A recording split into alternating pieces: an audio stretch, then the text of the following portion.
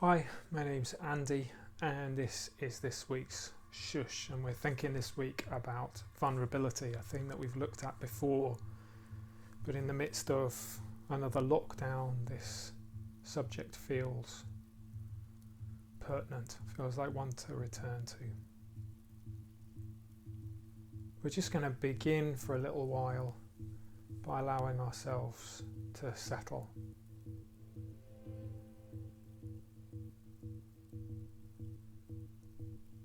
I don't know if it's snowing where you are. Here it's been snowing on and off, and that sense of the gentleness of snow falling from the sky is beautiful.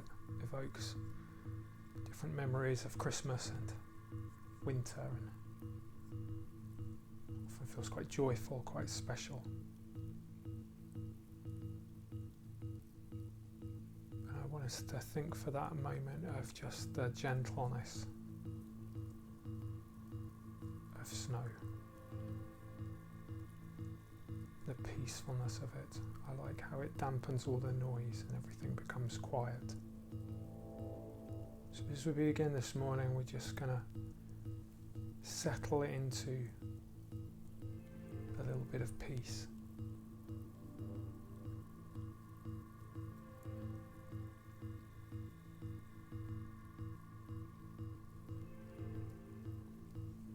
As you watch the snow on the screen, imagine you just settling gently. Everything that's around you has been slightly muffled, and peace is coming, beauty is here. Just for a little bit of time we can be still.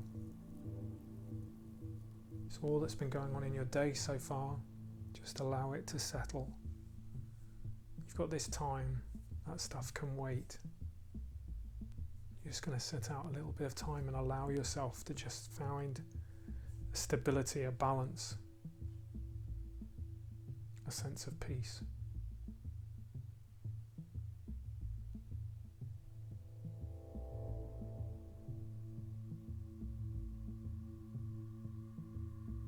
And allow maybe each drop of snow, just imagine all those different anxieties that we might hold and just allow them to drop to the floor just for a little while. Or them to be covered in snow. Snow has this amazing ability to make everything look beautiful.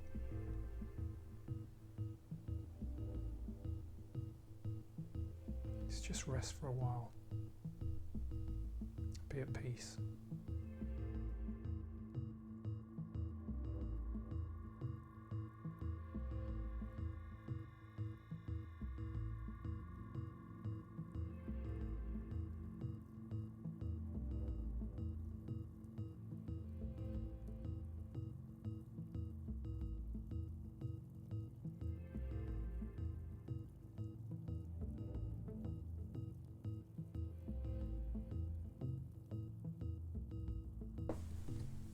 Lockdown has been weird and is weird. This whole series of events that have overtaken nearly every country in the world have reminded us of our vulnerability. Maybe for some of us, for the first time, we're facing issues that we've never had to face before about our fragility, or the fragility of those around us, or the fragility of our economy, of our jobs, or the fragility of community. But the amazing thing about vulnerability is, as we lean into it, we realise that there is quite a lot of the essence of life there. That as we lean into the vulnerability of our relationships, we also begin to really be grateful for them. As we lean into the vulnerability of life, we realise that actually we can live each day gaining a little bit more from it, recognising the gift that life is. It's this kind of light and dark, this kind of rhythm. And this is a great way to reflect on it. Think about it if you take your hand and relax it just for a while, and then make a fist. We've done this before, and as you do that, think about that sense of rhythm. vulnerability breathing life. I always sometimes quite like to do it with my other hand, with my left hand, because I'm right-handed, quite strongly right-handed, and so even just the act of doing it with the other hand feels different and vulnerable.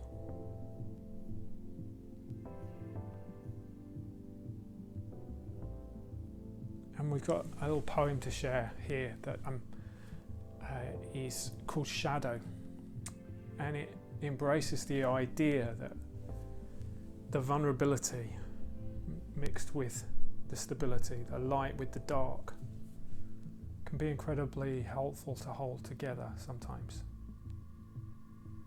So this is Shadow, a poem dedicated to confused light.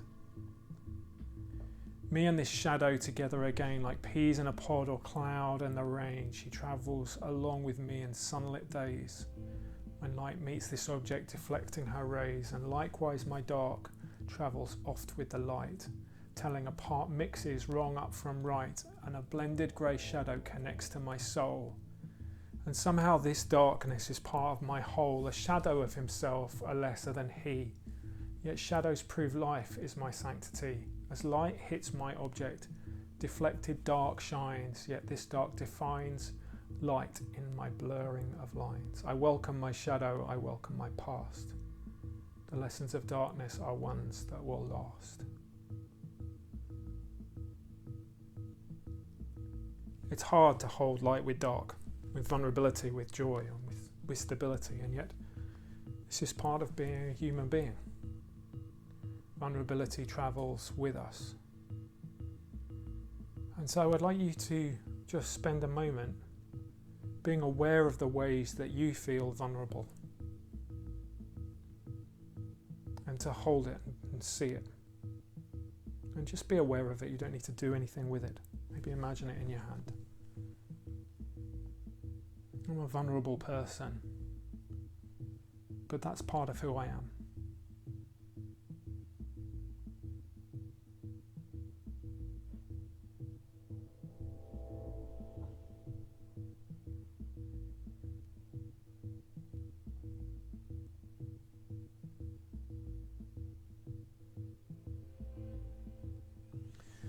Vulnerability is also the way that we begin to connect with each other. So I'm constantly protecting myself, I'm holding my distance, or I'm putting something in front of me. I can feel secure, but it's quite hard to look over that thing. Brene Brown puts it like this: owning our story can be hard, but not nearly as difficult as spending our lives running from it. Embracing our vulnerabilities is risky, but not nearly as dangerous as giving up on love and belonging and joy, the experiences that make us most vulnerable. Only when we are brave enough to explore the darkness will we discover the infinite power of light. And there we have it again, holding those two things together.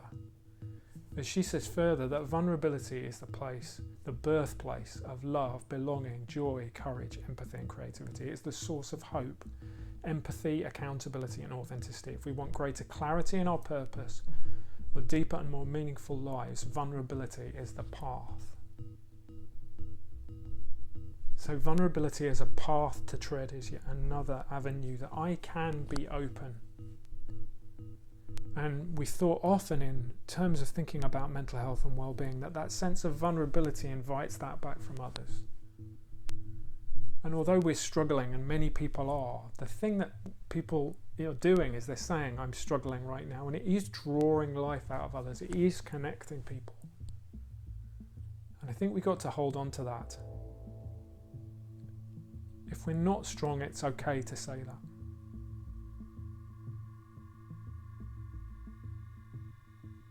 And here's the really exciting thing about the things that Brene Brown writes about vulnerability. She says vulnerability is also the birthplace of innovation, creativity, and change. Because in that moment of vulnerability, we then can spark into something new, because we can take a different path.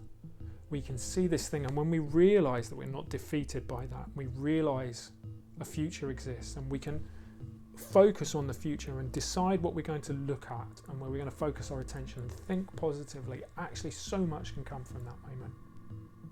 And I've seen so many people here in Sheffield and around the country who've been faced by incredible vulnerabilities in recent weeks and months, and yet can step into that change. And I'm experiencing that right now in my own life. So many areas where all those things I thought were true and strong are disappearing, and yet I can choose to be overwhelmed by that, or I can choose to step into a future. I can choose the hope.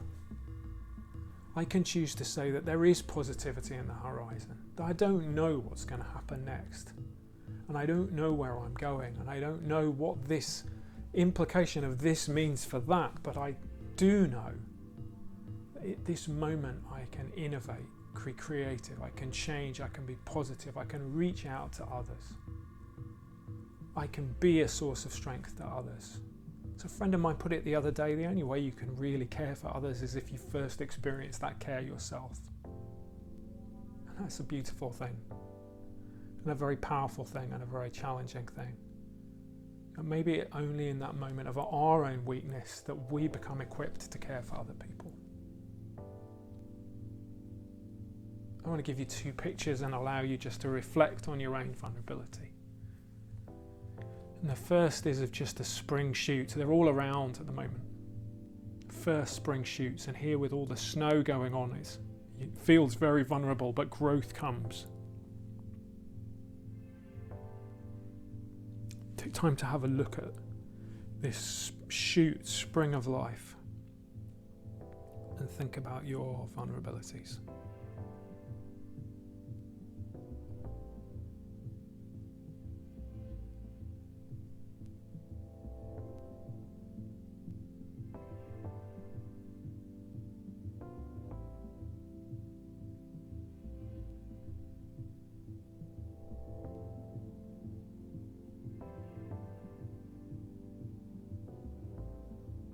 And then look at this candle.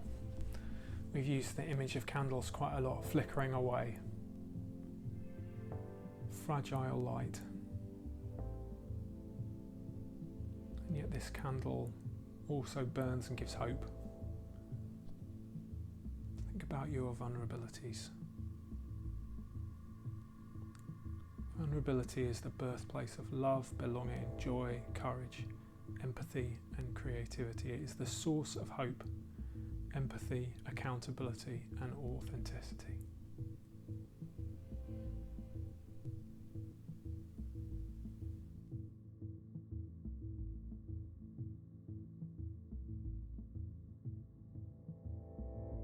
And lastly, who do we travel with in this vulnerable journey? Vulnerability enables us to reach out. I'd love you to think about someone you can reach out to today. One of my heroes is a guy called Dom Helder Camara. He was a Brazilian religious leader. And when he helped people, he was sometimes called a saint and sometimes called a communist, depending on what the different politics of the situation were. He was a marvelous dispenser of wisdom. And he said this: to walk alone is possible, but the good walker knows that the great trip is life and it requires companions. And those companions can come and go. But the great trip of life is one to be done with others. Who can you reach out to today? In your vulnerability, or in your empathy from those things that you've experienced, or as a friend into authentic connection. When you get on the phone or on your Zoom call, or connect with someone today.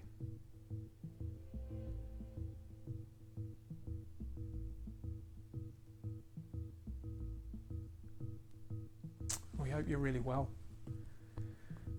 Be really good to see you in person soon, and I hope that will happen soon. I feel like I've been saying that a lot, but I'm going to keep saying it because that's one of my hopes.